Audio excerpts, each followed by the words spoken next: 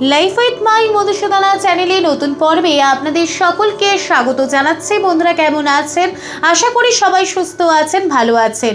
দেবাদিদেব মহাদেবের অশেষ কৃপা পেতে অবশ্যই কমেন্ট বক্সে লিখুন ওম নমঃ শিবায়। সনাতন ধর্মে মহাশিবরাত্রির বিশেষ মাহাত্ম্য রয়েছে। শিব পার্বতী বিবাহ উৎসবই মহাশিবরাত্রি হিসেবে পালিত হয়। এই পর্বের বিষয় হলো 2024 সালে 1430 বঙ্গাব্দের মহাশিবরাত্রি ব্রত কবে, পূর্ণাঙ্গ সময়সূচি। মহাশিবরাত্রির দিন শিব বাবাকে পূজা করা হয় রাতের 4 প্রহরে। শিবরাত্রির দিন 4 প্রহরে পূজার সময় 4 প্রহরে শিব বাবার মাথায় কি কি জিনিস অর্পণ করতে হবে, শিব বাবাকে কিভাবে পূজা করতে হবে, কি কি জিনিস খেতে পারবেন, কি কি জিনিস খেতে পারবেন না, সবটাই জানবো এই ভিডিওর মাধ্যমে। ভিডিওতে যাবার আগে লাইফ উইথ মাই মধুসূদনা চ্যানেলকে সাবস্ক্রাইব করুন, লাইক কমেন্ট শেয়ার করুন, ধার্মিক হয়ে নোটিফিকেশন ঘন্টাটা বাজিয়ে দিন। শাস্ত্রমতে মহাশিবরাত্রির পূজার শ্রেষ্ঠ সময় হলো নিশীথকাল। এই তিথিতে রাতের 4 প্রহর ধরে বাবার পূজা করা হয়ে থাকে।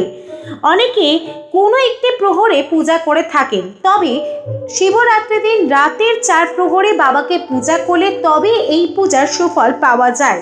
শাস্ত্রমতে সন্ধ্যার পর স্নান সেরে শিব বাবার পূজা করা উচিত। বিশ্বাস অনুযায়ী ব্রত পালনে পূর্ণ ফল লাভের জন্য সূর্যোদয় থেকে শুরু করে চতুর্দশী তিথি অস্ত হওয়ার মধ্যেকার সময় পর্যন্ত এই ব্রত করা উচিত। 2024 সালে 1430 বঙ্গাব্দে মহাশিবরাত্রি ব্রত 2 দিন পালন করা হচ্ছে। 8ই মার্চ 2024 শুক্রবার এবং 9ই মার্চ 2024 শনিবার।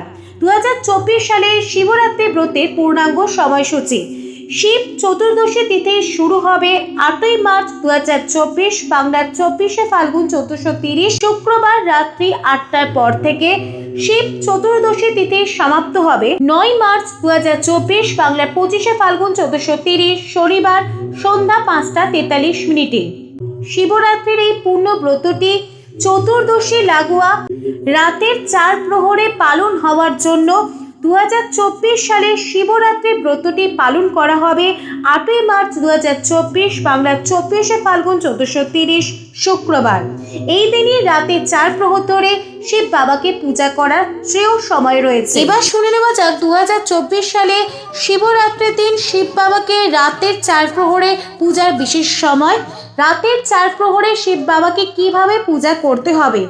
2024 সালে 1430 বঙ্গাব্দে শিবরাত্রি ব্রতের প্রথম প্রহর হবে 8ই মার্চ 2024 শুক্রবার সন্ধ্যা 6টা 25 মিনিটের পর থেকে রাত্রি 9টা 28 মিনিটের মধ্যে। প্রথম প্রহরে বাবাকে পূজা করতে হবে দুধ দিয়ে।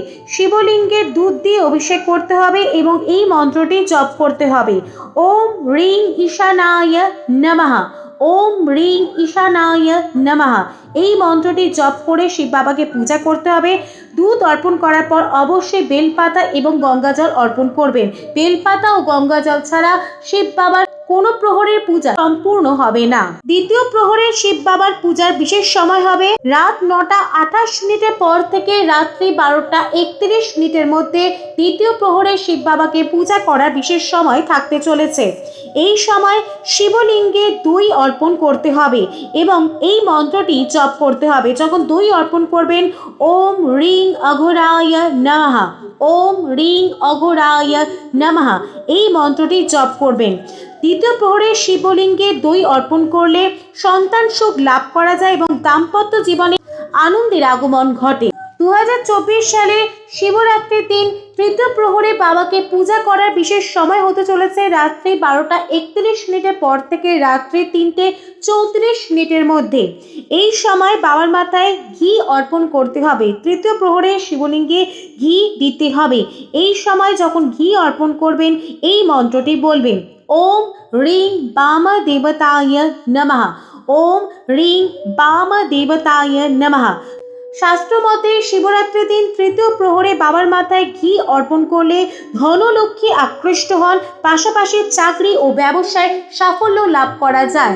2024 সালে শিবরাত্রির চতুর্থ প্রহর হবে রাত্রি 3টে 34 মিনিটের পর থেকে সকাল 6টা 37 মিনিটের মধ্যে। এই সময় বাবাকে মধু দিয়ে অভিষেক করতে হবে। মধু দিয়ে অভিষেক করার সময় ওম রিং সদ্য জাতায় নমঃ, ওম রিং সদ্য জাতায় নমঃ মন্ত্রটি বলতে ভুলবেন না।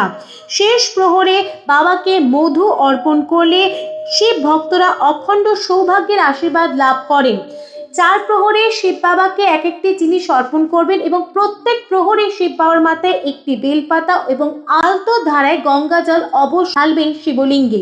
প্রতি বছর অসংখ্য পূর্ণার্থী ভক্তি ভরে এই দিনটি পালন করে থাকে। অনেকে সারাদিন ফল ও দুধ খেয়ে এই ব্রত পালন করেন। আবার অনেক ভক্ত আছেন যারা 24 ঘন্টা জল স্পর্শ না করে এই ব্রত পালন করেন। মহাশিবরাত্রি ব্রত পালন করলে ব্রতে কি খেতে পারবেন, কি খেতে পারবেন না। মহাশিবরাত্রির দিন ভুলেও একটি ফল খাবেন না, তাহলেই মহাশিবরাত্রির ব্রত ভঙ্গ হয়ে যাবে আপনার। যাদের শরীর সম্পূর্ণরূপে ঠিক আছে তারা নির্জলা ব্রত পালন করতে পারেন। তবে যাদের শরীর ঠিক নেই, যারা ওষুধ খাচ্ছেন, তারা অবশ্যই উপবাস রাখার আগে চিকিৎসকের পরামর্শ নিয়ে তবেই নির্জলা উপবাস রাখবেন। যদি আপনি নির্জলা ব্রত না করতে পারেন তাহলে কি জিনিস খাওয়া যাবে শিবরাত্রি ব্রত পালন করলে? সব প্রকার ফল খাওয়া যায়, বিশেষ করে বেল ফল, আঙুর, কলা এই রকম ফল বেশি করে খাওয়া উচিত। এছাড়াও শিবরাত্রি ব্রত পালন করলে ব্রতী দুধের তৈরি সমস্ত প্রকার জিনিস খেতে পারবেন, যেমন দুধের তৈরি ছানা, মিষ্টি, দই, পনির, সন্দেশ সমস্ত কিছু জিনিস খেতে পারবেন। শুকনো ফল অর্থাৎ কাজু বাদাম, কিশমিশ, পেস্তা, আখরোট জাতীয় ফল খেতে পারেন। সাবুদানা, চীনা বাদাম খাওয়া যাবে এবং রান্নার কাজে সাধারণ লবণ ব্যবহার করা যাবে না। রান্নার কাজে সন্ধক নুন বা সন্ধক লবণ ব্যবহার করতে হবে ব্রতীকে। সারাদিন লেবুর জল এবং নারকেল জল পর্যাপ্ত পরিমাণে খেতে হবে। কুল খেতে পারবেন না।